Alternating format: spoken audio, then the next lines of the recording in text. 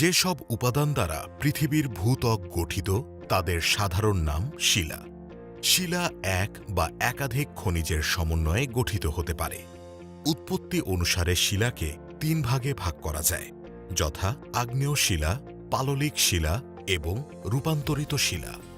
আগ্নেয় শিলা আগ্নেয়গিরি থেকে উত্থিত ম্যাগমা শীতল হয়ে যে শিলায় পরিণত হয় তাকে আগ্নেয় শিলা বলে। এ শিলার অপর নাম প্রাথমিক শিলা বা অস্তরীভূত শিলা। আগ্নেয় শিলা অপেক্ষাকৃত ভারী, কঠিন ও কম ভঙ্গুর। এতে কোনো জীবাশ্ম দেখা যায় না। Basalt, granite, gabbro, cyanide, diorite ইত্যাদি আগ্নেয় শিলার উদাহরণ। প্রশ্ন উত্তর: ১. কোন শিলাকে প্রাথমিক শিলা বলা হয়?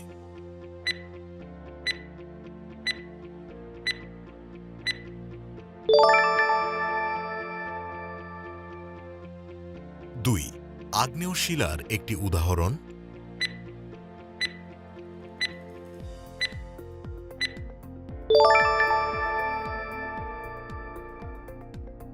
৩. ম্যাগমা শীতল হয়ে কঠিনাকার ধারণ করলে কোন শিলায় পরিণত হয়?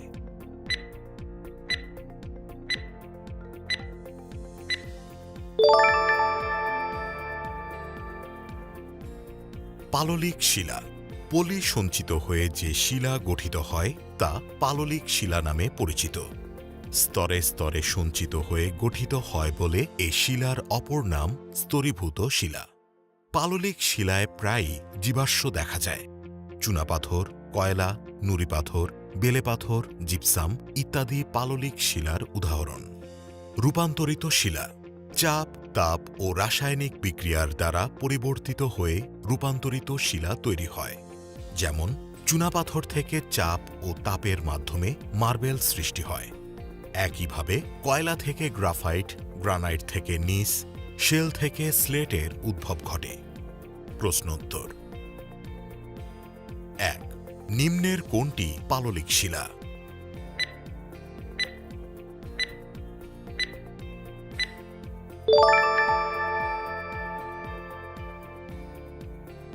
২. পাললিক শিলার অপর নাম কি?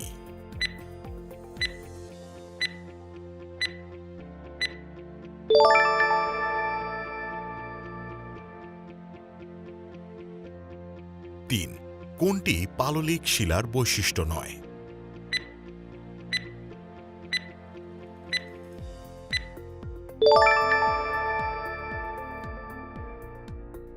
৪. মার্বেল কোন ধরনের শিলা?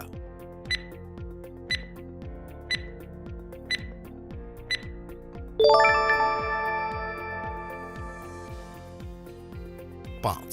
চুনাপাথর পরিবর্তিত হয়ে কি হয়?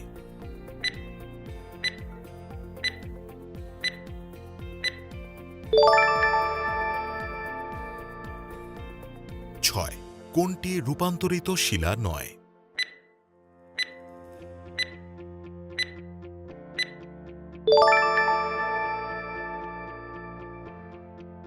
৭.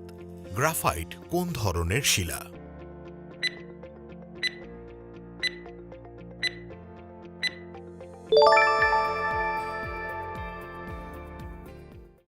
আপনার পছন্দের সরকারি চাকরিতে মাত্র ১ মিনিটে আবেদন করতে প্রিমিয়াম আইডি তৈরি করুন অল জবসের অফিসিয়াল ওয়েবসাইট alljobs.teletalk.com.bd তে।